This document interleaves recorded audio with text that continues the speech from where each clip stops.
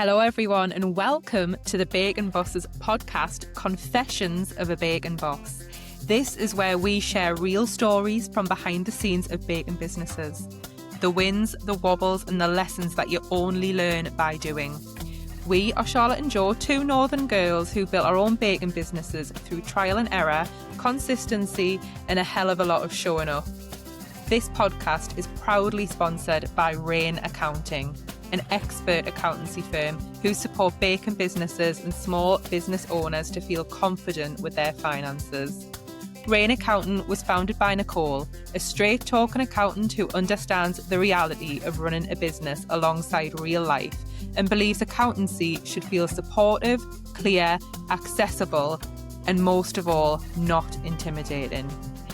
Bacon Bosses is the community and business behind this podcast, created to support hobby bakers and bacon business owners with practical guidance and genuine support.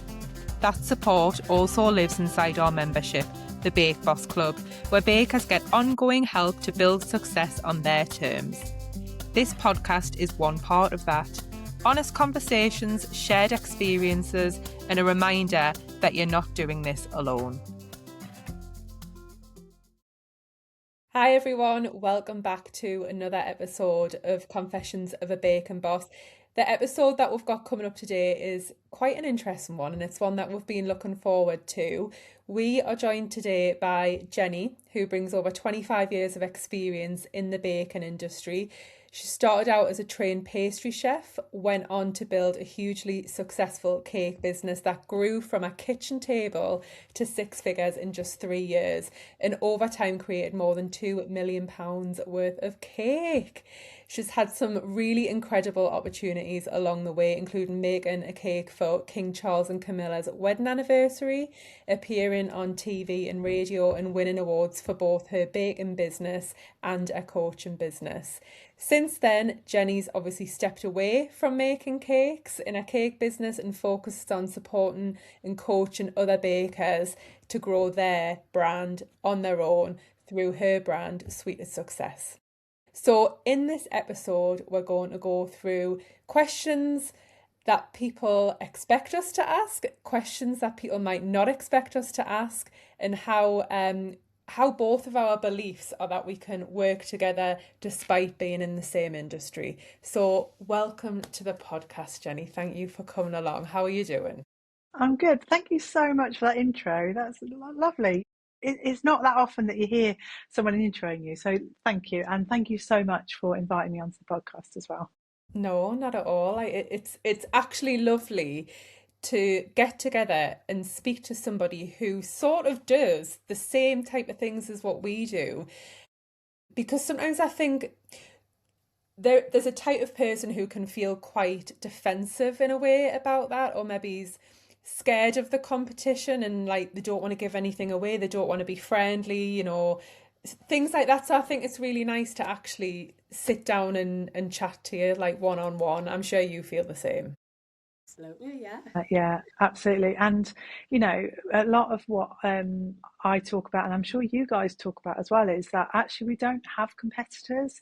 If we are really, really clear about our niche, really visible so people see us, people buy from every kind of person. It doesn't mean that because we do the same thing and to the bakers that we speak to, you have to be really clear about what you do and why people should buy from you. And it's the same for us. There'll be people that really like your style, and there'll be people that really like my style. And there's something in between all of that as well, isn't there? So it's really lovely to be able to actually walk the walk of we're saying to people, there's no such thing as competitors, and actually just talking about it here. Yeah, it's something that we say almost every single day to the bakers that we support and beyond, when you're just in support groups on Facebook and things like that, always trying to get the message across that it's not about competition. Yes, collaborate where you can, help other people, cheer each other on, but also don't get bogged down in what everyone else seems to be doing. I think that's another element of competition as well. You know, people get really in their head about such and such down the road is doing this and they're undercharging or they're Yeah, copying me or you know, and I always trying yeah. to get that same message across that I've it's seen a not few posts competition. lately about cake sheds where someone's opened a cake shed in their area and then they're really worried because someone else has opened another cake shed but it's a mile away. And I'm like, why are they wasting their time worrying about it? Like, that's nothing. Like, Yeah. it doesn't even matter if it was the next street. That still wouldn't concern me in the slightest. I'd go around and buy something off them and say, "Oh yeah, what you doing?" Yeah. But yeah, and the same with cake businesses as well. It's all the time you see it on like in groups and things that someone else has opened up on down my street, and they're offering cakes as well, and I'm like, but it doesn't matter Yeah. because your cakes are your cakes and their cakes are their cakes. Yeah. But yeah, Absolutely. And if you think about our high streets, I mean, I know that they're declining a lot, but it's not unusual to have like a McDonald's, a Burger King, a KFC on the same road. They're all kind of the same, you know, they all kind of do convenience fast food, but they're all very different. And there's customers that, if you think about a town, an average sized town, there's like what, 100,000 people there, Mm, and having another baker in that 100,000 people doesn't dilute it, it actually amplifies it. I always notice on like industrial estates or industrial part shopping centres, there'll be like a bed shop here and then something else and then a bed shop, and that's because they are, you know, they're offering that people need them, they're offering the same kind of thing, it just depends on what style they prefer. yeah, yeah. It's a really good way of looking at it, isn't it? It's like when you go into a shop and you see, you know, there's loads of different types of bottles of milk, there's loads of different types of yogurt. They're all yogurts, but there's a yogurt out there for everyone, isn't there? Yeah. I love that, yeah, Oh absolutely. dear. So just while we're talking about obviously being in the same industry, offering similar types of services, there are quite a few people out there who are supporting bakers now. Do you think that there is space for all of us, or do you think that there's such a thing as too many bacon coaches now? I think that there is space for everyone. I think there are, I don't know how many, I'd love to know how many home bakers there are in the UK, but there's certainly tens of thousands of people in the yeah, UK that bake from home. And multiply that by the world. I work with bakers all over the world. Multiply, there's millions, probably billions of people. So no, I don't think there is. I think that that these things kind of go in trends, and I think that the people that are really helping people and the people that have got experience will remain, and then some people will go off and do something else. So it's like anything, really, isn't it? You know, if you're here to help people, and that's generally the reason, then you'll stick around, and if not, then you'll go off and find something else and be great at that as well. So I think there's enough bakers in the world for the bakers that are out there. Yeah, definitely I agree. agree, absolutely.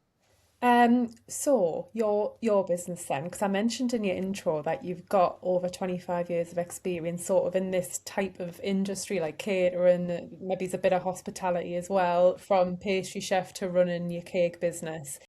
So probably wearing a load of different hats and loads of different types of responsibility. But based on that and your journey and experience, what do you think newer bakers in business, what do you think that they misunderstand most about what it actually takes to run a business rather than just it's a nice idea to bake, I like bacon. Like, what do they misunderstand about running the business?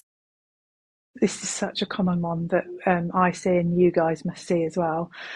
It's about this much about the skill and expertise that you have in what you're decorating and what you're baking and the product, and this much the rest of it, I'm trying to fit my hands Yeah, into the screen. So 20% probably about how good you are, your skills for baking, decorating, and then 80% about everything else. So everything else that comes along with running a business. And I think a lot of people get stuck on working on the business, in the business, so the baking part of it, Yeah, and they I don't agree. focus on the business side of it, because you can make the best cakes in the world, but if you're not working on your business as well, you'll be stunting your growth. Absolutely. Yeah, Yeah, that's a good observation, isn't it? yeah, Because people often say, I really would love to know how to learn how to do fondant covered cakes. I would love to learn how to do the floral bouquets and just adding a lot more things onto their plate. And while sometimes it can be part of the strategy that you've got for your business and there's an end goal there, you know why you want to get there and why you want to learn it. For other people, it's just piling things on because they think that if they learn this extra skill, if they can offer this extra item to their audience, then they'll be successful, then they'll start getting orders in. But that's not really how it works, in my experience. And quite often it's actually the opposite. So I have my method that I teach in my mentorship, which is my one-to-one program with established bakers. And the method is the sweet method. So it's all around selling. So you have to get good at selling. But I think a lot of people go, oh, I don't want to sell because it feels uncomfortable, or, I've been sold to and it felt really horrible. But it's about selling, but being switching selling from I'm selling to I'm delivering a service for them. Um, yeah, exactly. And then winning mindset, we've spoken about this already, haven't we? Without the right mindset, you're not going anywhere. And then expertise is a really key one. So all of these are really key, but expertise. I say to people, don't try and do, 25 different things. Do the one or two things that you are really good at. So a lot of my clients in the mentorship are high-end wedding cake makers, and I say, don't try and master buttercream and chocolate and fondant and everything. Like, do what you do really, really well and position yourself as the expert, because that's where you get to into the next bracket of your business growth. And then the next stage of the method is engagement. So, being in the places where your customers are, engaging with them. Don't post and run on your socials. And then true value. These businesses have to work for your life as well. So what's the point in working till midnight and having no time off, and being a busy fool? Like, it's got to work for your energy, your family, your money, all of that kind of stuff together. Yeah. Are you So, still baking at all? Sorry, Charlotte. Are you no, are no. you still, are you still baking at all? Or are you just doing the coaching side of it now? Yeah, so I'm just Yeah, doing the coaching. So I sold my business about 8 years ago now. And since then, I've just done cakes for family, even yeah. friends. I say, I'm That's not. the stage that I'm at now. I've finally stepped away now and realised I can't do both. So Yeah. what was it that made you step away and decide to take this route and step away from your cake business? So I had two cake shops, and I had a particularly not very nice divorce, and I lived in a town where all of my ex-husband's family Yeah, were from, and I just thought, I just want to try something different. And I'd always had a dream of living by the sea. So I literally, I mean, this is will give you an idea of how I am. I literally sold everything, sold my house, sold my business, and moved 100 miles away from My anyone that I knew, goodness. because I was like, I've got to give this a go. I was like late 30s, and I just thought, if I don't try this now, then I'm never going to know. So I moved to a town where I knew nobody, with just my oh two wow. boys, and now I live by the sea in the forest, and yeah, get to help people every day, which is just the best. Have you ever looked back since you've done it? I miss my friends and family, I really do. But I get to, like, this morning I was at the beach, which is why my hair is a little crazy. And I look out at those waves and I'm like, this for me is just everything. Wow, I love that. Oh, I do love that as well. That's really brave, but you knew what you needed to do, didn't you? And did it. Yeah, exactly. And I think especially when we go through a kind of a trauma like, divorce, you've kind of, I was getting to my late 30s, and I thought, what do I want from my life? What do I really want from my life? And I think relating it back to cake making, a lot of bakers sort of go along the line of going, well, I've set up and I'm doing okay, and I might be taking, £1,000 a month, for example, but is this it? Like, is there more? And that's what I help people to do in the mentorship. I help them to go, actually, you can make 5-10 grand a month from cakes, and you can, like, stop playing small, stop limiting yourself, because I could very easily have stayed in that town and been everyone else's business and all of that kind of stuff, but I took a punt on me, and 8 years later I loved my life. Yeah.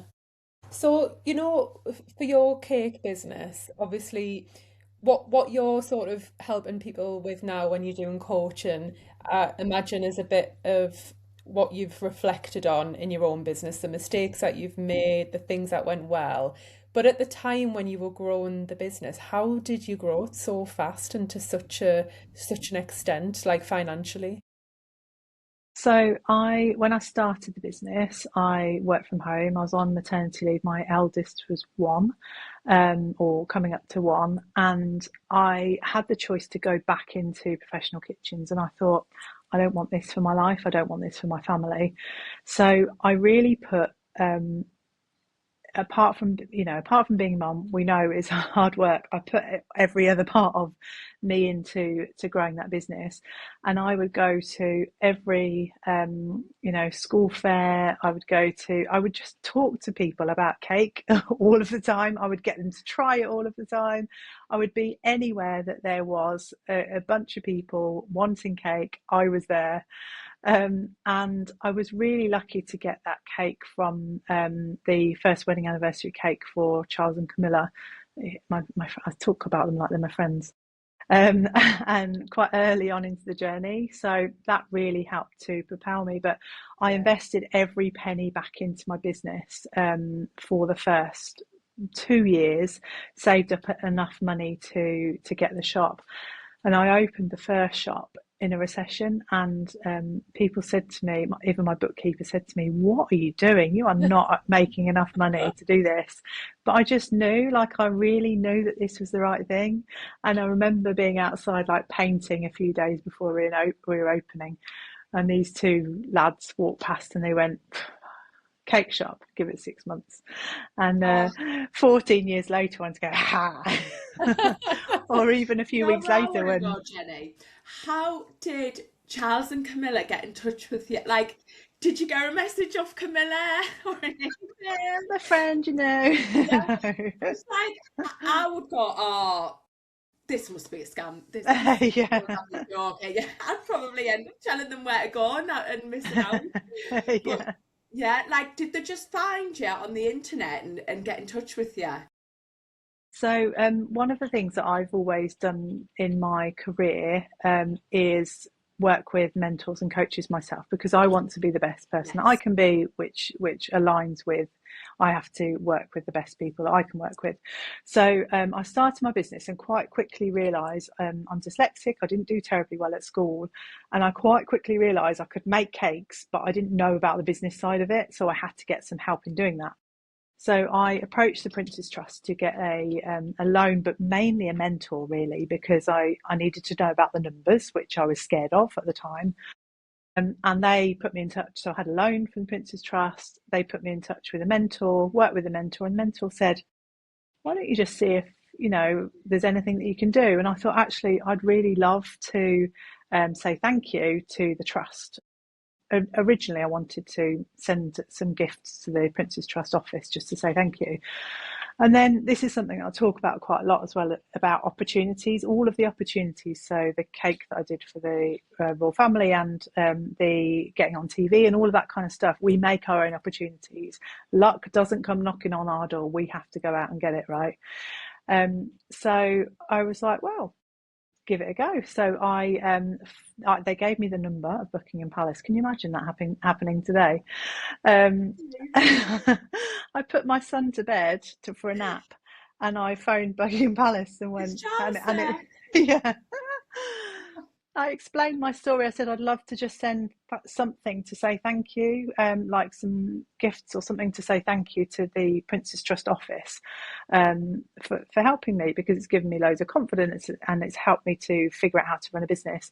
And they said, we would love you to, don't send any gifts, but we've got their Royal Highness's first wedding anniversary cake coming up and we'd love you to make it. And I was like, Oh my God, okay. that's amazing. Can you That's imagine the amount of thing can that you you could imagine do, the isn't amount it? of Yeah, it's a bit of sleepless nights? the king of Yes, that's brilliant though. So how did you deliver it? Like, did you go to the palace? Yeah, so I went to deliver it to Clarence House. They were actually in Balmoral, so the cake was flown up to Balmoral. And then I Oh, had a lovely letter back saying how much they'd enjoyed it with the family. So they'd had it at their Easter celebrations. And talking about opportunities, a couple of probably a month or so later, I was at a conference, at a women's conference, and the speaker was a reporter from the Sunday Times, and I thought I need to speak to her. So at the end, when she came off stage, I literally ran up to her and I said, "Hi, I've started a cake business, and I'd love to talk to you." And she phoned me the next day. So we, as I say, we make our own opportunities. We yeah. make our own luck. Absolutely, putting yourself in front of the right people at the right times really is how a lot of it's come about. yeah, it's funny, isn't it? How, but you've got to be brave enough to do that in the first Oh, place, yeah. brave enough to go and seek out some help. So obviously with the Prince's Trust, brave enough to do that, to ask for the help. It's just a knock-on effect, isn't it? It's like the universe making paving the way for something better. I really believe in Yeah, that. Yeah, me too. me I too. love it. Yeah, I love Brilliant. manifestation. I Yeah. love all of that stuff.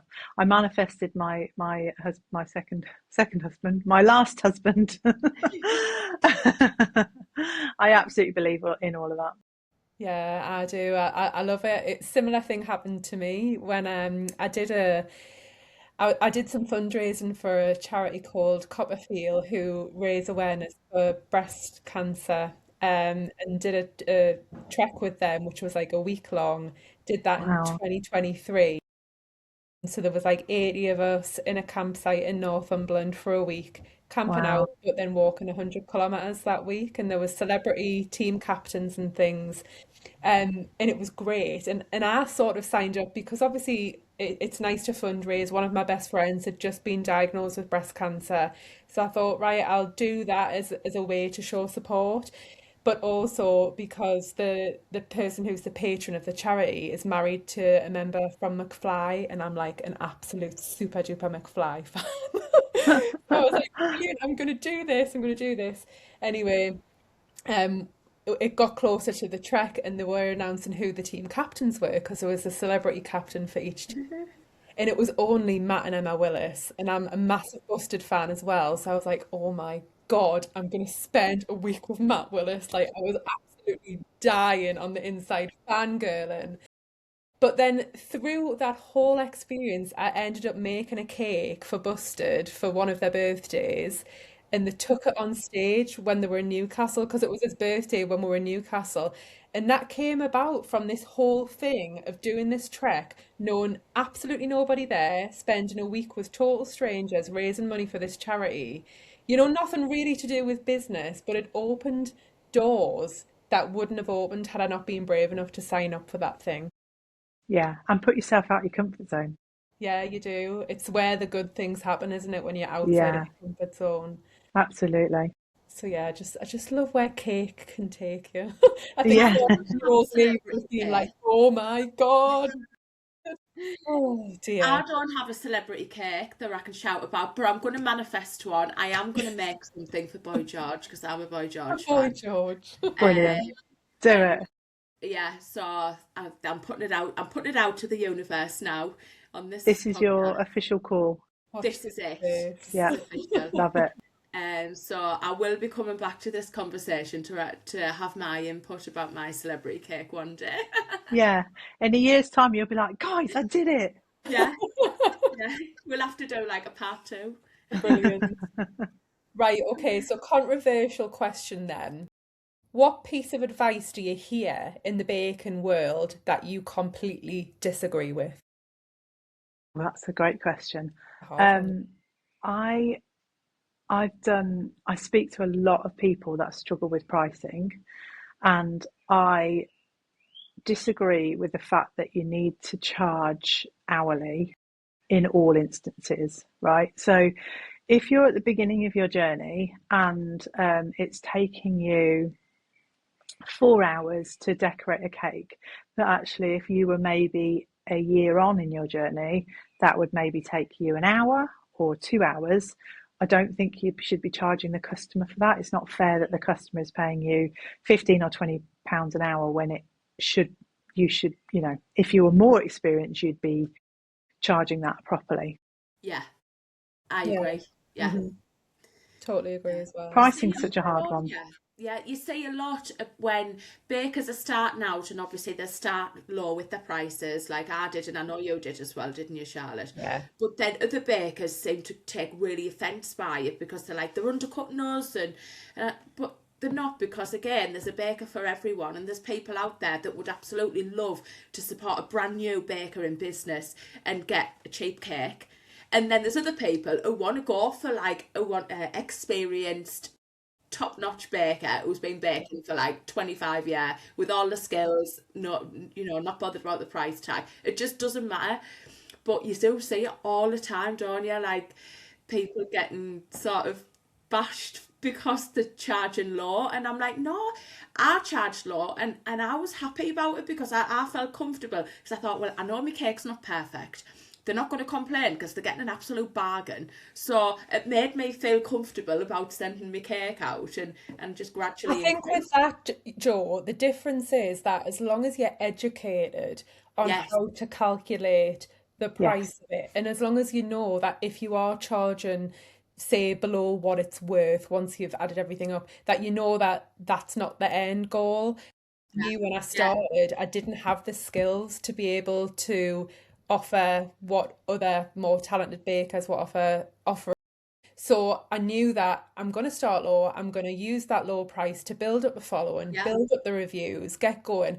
But I knew that the price would go up. I think as long as you've got that understanding, because you don't want to be a baker who yeah. gets stuck in that and thinks, well, why am I not Yeah. making any money? Do you It's know all what I Yeah. like, that's it, that's the price, that's where I have to stay, and we all gonna undercut each other from here on. Yeah, Yeah. Yeah. I I think a do. lot, so many bakers don't actually work out how much Yeah, things cost. Mhm. I've got, and I'm sure you have, pricing templates where you can go in and fairly simply know how much your cake costs. But if you go, well, it's about this, and then I'll just chuck on a tenner for ingredients, that's Yeah. a really bad strategy. So yeah, when you start, work out your costing straight off, and include things like a bit of your phone bill because you use your phone to take Mhm. orders, a bit of your gas and electricity because you use those, and your accountant, or you'll be able to find information about how much. But you've got to be prepared that, as you say, this isn't the end point. This is, I'm doing this while I get experience, but I'm actually paying for my costs. What I'm giving away is a little bit of that extra time that it's taking me to create this cake. Another thing that I'm seeing a lot, and I don't know if you guys are seeing this, is everyone seems obsessed with announcing they're putting their prices up.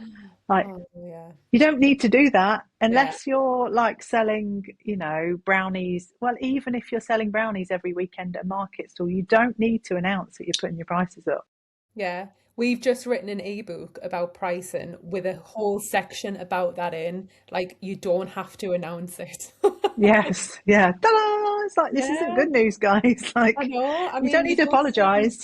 you don't see Tesco's and Sainsbury's announcing it. Mm, I mean, they'll tell you when they're offering you a yeah. discount, or when there's an offer on, but they're not going to tell you yeah, to put the price up. no, absolutely. Oh dear. Yeah, it's Right, funny. It's okay. like apologizing. So, our podcast is called Confessions of a Bacon Boss. Now, we ask everyone that comes on to tell us a confession, whether it's linked to their business or just bacon in general. So, do you have a confession for us today, Jenny? Joe's leaning in, look. I know. You know what? There's going to be something in the eyes, and I'm trying to like, hang on, I move thought it. long and hard about this one because you did tell me that this was coming up, and I was like, there's some that were a bit boring. I was like, oh, it's not really a confession. Right. So my confession that still makes me feel a little bit anxious now, right, is when in my first job in a kitchen, I worked at Claridge's in London in Mayfair, and we would regularly have like George Clooney come in and Dinah Ross and all these fancy people.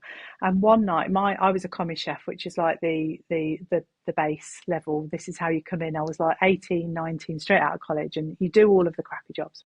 So when it was a banquet, and there was, I think, about 300 desserts. And my job as a commis chef was to go around and take off the acetate from around the outside of the set chocolate. So I went around, taking it all off, and right, yeah, good to go.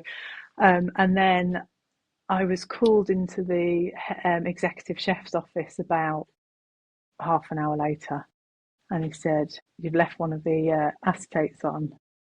I was like, "I'm really sorry," because this is the kind of guy. This was just before Gordon Ramsay's time, so this was the kind of shouting, like, "Wah, wah!" And he went, "You're never going to guess who it was for." I was like, "Who?" And he said, "Prince Charles." Okay. No. Oh no. And then it was 360 moments, so I had a chance to. Never told him that it was me that left the plastic on his chocolate dessert, but yeah, Oh, that is yeah, so still gives me a funny. little bit of anxiety now. Oh, bless you. Oh, Did you gosh. get into trouble or was it just a stern word? It was a stern word, and then don't do it again. God, I couldn't think of anyone like more important that it could have gone to. uh, yeah, Oh, honestly. you and King Charles. I I know, know, we got a thing. Yeah. got a long history.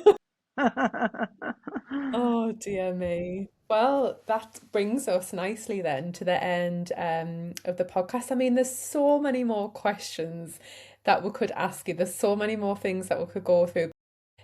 I think more than anything, I hope that if people are watching this, it maybe alleviates the fear that they have about competition or talking to competitors, just being associated with them. I know that I'm really lucky as a baker in my baking business, not talking about the coaching business, but in a baking business sense, that I've got a lot of really amazing bakers in this area.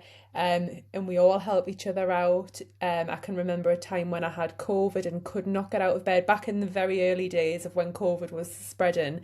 And I was really lucky that the cakes I had booked in, another local baker took them all on, and it was no bother for her. Even recently, I was on a weekend away and I'd left a cake for my other half to hand over. It was actually for one of my neighbours, luckily, and they came to collect it, and the topper had I think the wrong name on or the wrong age, something like that. But I wasn't there. I was on a hen do for the weekend, and I was like, oh my God, I can't believe this. Nobody else knows how to work the Cricut machine. What am I going to do? And I just messaged one of the local bakers and said, is there any chance you can do as a topper? And I'm not kidding, within half an hour, she'd made the topper and delivered it to my house. Oh, Brilliant. And she was that's like, so I don't want lovely. any money for it. I don't. And I said, oh That my is, God, you've actually saved my yeah. life. Like, and that's the type of sort of people and mindset that you want to surround yourself with. But I think it starts with you having that mindset first and not viewing everyone as dangerous competition. So yes, I digress a little bit, but I hope that people who are listening to this episode sort of get that vibe and get that understanding. So thank you very much for coming on, Jenny. Thank you, Um, Jenny.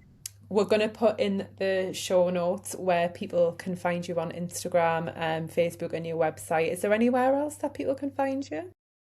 No, just in the forest or at the beach in Dorset. Oh God, you're going to see people with binoculars nowadays. Right, okay, lovely. Well, that brings us to an end. Thank you for tuning in to another episode of Confessions of a Bacon Boss, and we'll catch you on our next one. Oh, amazing. Was that all right for you, Jenny? Oh yeah, thank you so Looks much. That delight was couldn't let brilliant. me off. Thank you so much for listening to the Bacon Bosses podcast. If this episode has helped or made you feel less alone, please subscribe, leave a review, or share it with another baker, because it really does help the podcast and us reach more people. If you're somebody who's looking for some free support, you can find our Facebook community by searching UK Home Baking Support, Hobby Bakers and Beginners. It's a really welcoming space for bakers at every single stage of their journey, including new hobby bakers out there. You'll also find the option to leave your email so that we can send you some free resources to help you on your baking journey. And if you want ongoing support beyond that, Baking Bosses is the community behind the podcast, with our Bake Boss Club membership for bakers who want to grow on their terms. All of the links are in the show notes, and we're just really glad that you've listened to the podcast. We'll see you in the next episode.